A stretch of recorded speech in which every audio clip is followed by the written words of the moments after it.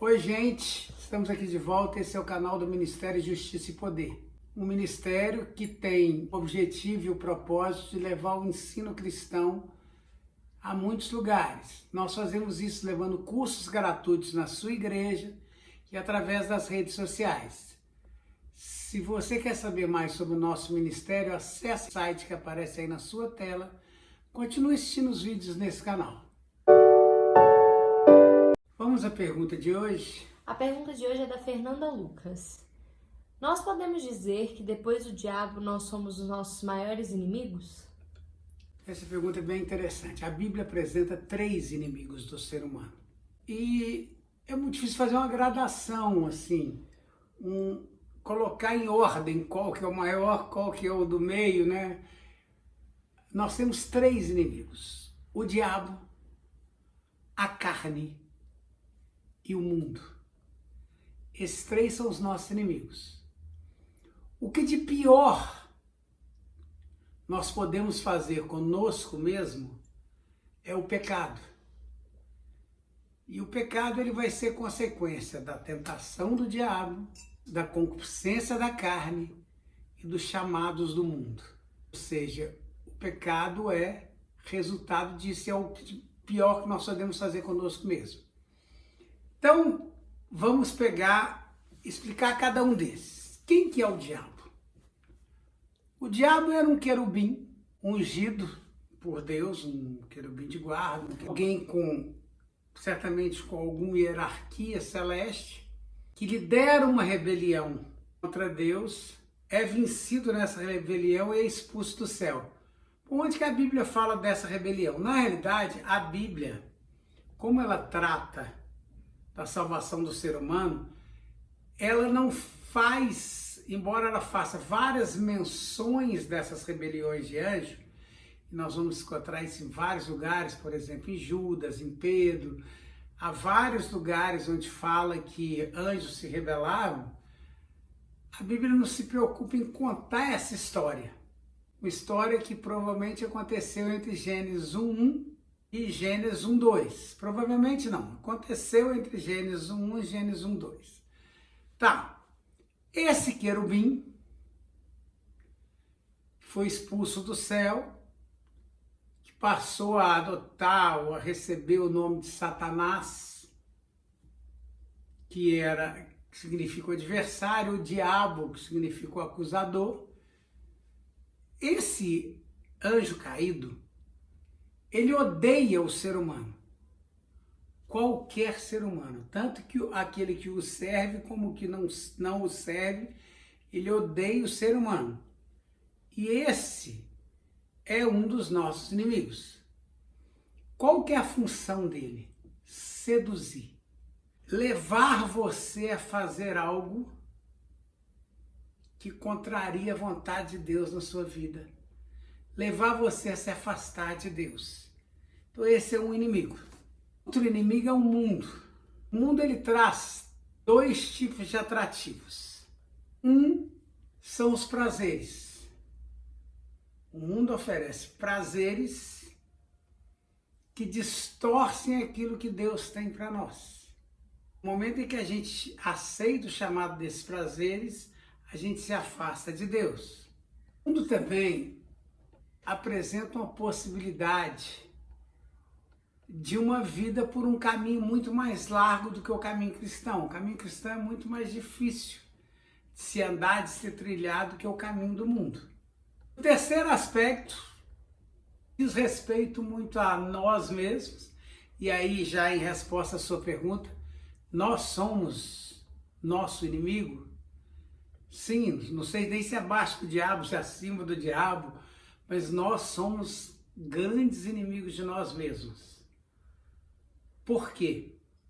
Quando o ser humano foi criado, aí me perdoem os dicotomistas, que a Bíblia ensina que nós somos criados corpo, alma e espírito. Ou seja, Deus modelou um corpo, soprou nele o seu espírito, e esse corpo, com o sopro do espírito, se tornou alma vivente.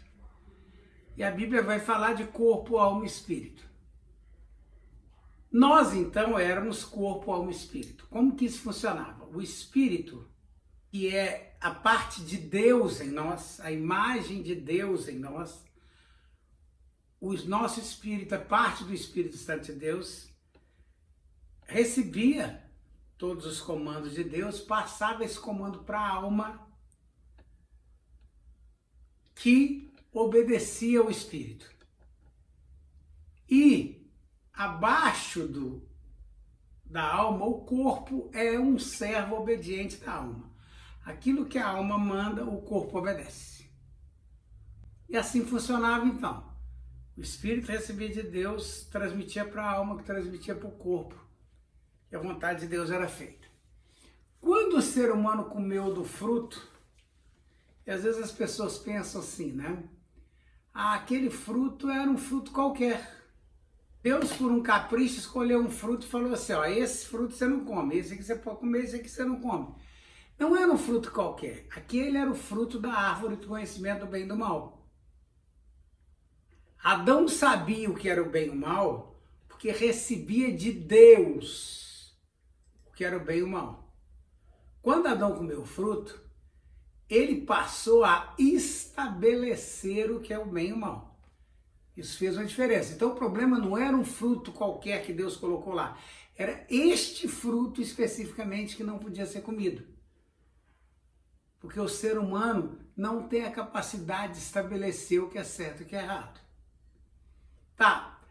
Aí entra uma quarta força dentro do ser humano que a Bíblia chama de carne.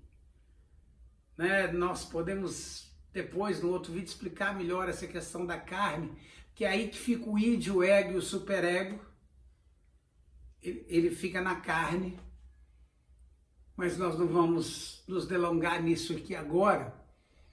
Mas essa força, então, assume o ser humano e o espírito do ser humano fica apagado.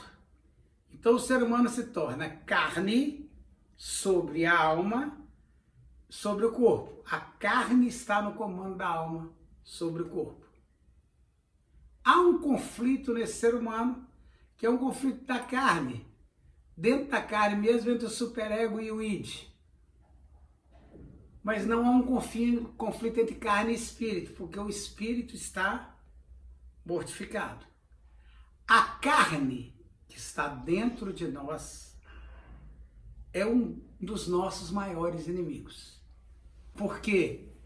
Porque ela cede a vontades, a desejos, a instintos, a impulsos. E às vezes esses impulsos são impulsos carnais, assim, vamos dizer assim, impulsos animais, que vem do id. E às vezes esses impulsos são uma busca do nosso próprio interesse, uma busca de nos elevar, que vem do nosso ego. E às vezes são até impulsos falsamente morais ou religiosos, que vem do superego. E esses impulsos no controle da nossa alma nos leva cada vez mais longe de Deus. O ser humano controlado pela carne é um ser humano completamente afastado de Deus. Só que aí a pessoa se converte. Ela nasce de novo no espírito. Ou seja, o espírito dela nasce de novo, mas a carne ainda está lá. E aí há um conflito, carne contra espírito, espírito contra carne. E a alma vai decidindo entre o espírito e a carne quem vai comandá-la. Esse é o cristão. Portanto, nós, ou a nossa carne, ainda é inimigo nosso, mesmo enquanto cristãos. É um inimigo a ser vencido. O inimigo que está dentro de nós, que precisa ser vencido. Então, a resposta à sua pergunta: depois do diabo, nós mesmos seríamos o nosso maior inimigo? Eu vou dizer que junto com o diabo, nós, através da nossa carne, e o mundo, formam os nossos grandes inimigos. Nós precisamos vencer o mundo. Jesus venceu o mundo. e Ele nos dá a vitória sobre o mundo. Nós precisamos vencer a nossa carne, crucificar a nossa carne com as suas concupiscências. E nós precisamos vencer o diabo em nossas vidas, porque Jesus já triunfou sobre ele na cruz. Esses nossos inimigos que buscam nos afastar de Deus precisam ser destruídos por nós, através de Jesus. Porque nós não temos força em nós mesmos para destruirmos esse inimigo. Mas a cada vez que nós buscamos a Deus para destruir esses inimigos, eles vão perdendo força até serem totalmente derrotados. Chegamos ao final de mais esse vídeo. Semana que vem estaremos de volta.